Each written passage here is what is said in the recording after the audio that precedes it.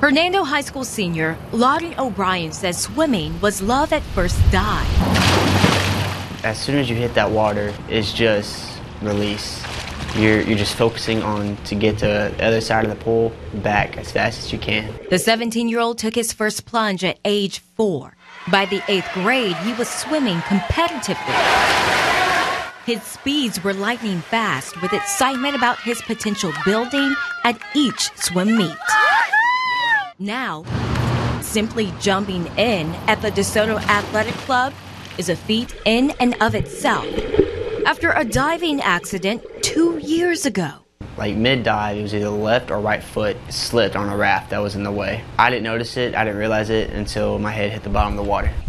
And then I'm just floating there, just trying to bring my head up, trying to turn over, trying to make my arms move, trying to make my legs move. And I'm holding my breath as long as I can. Lawton's stepmom was able to pull him to the surface.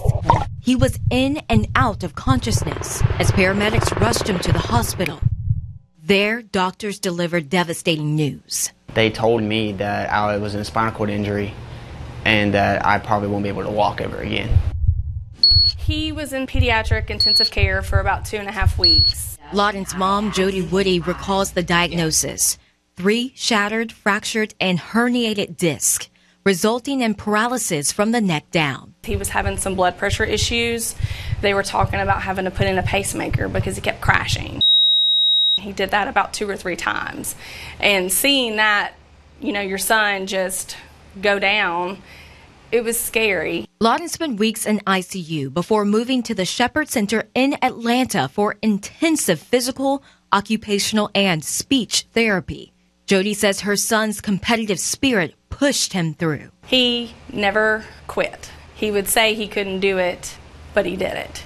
I had to prove him wrong. After months of rehabilitation, Lawton mustered the strength to stand on his own. And just seeing him stand for the first time, it was tugging on the mom's little heartstrings there, and it was just like when he was a baby, just going through all that again. Standing led to walking, and nearly 2 years after the accident, Lawton was back doing what he loved the most.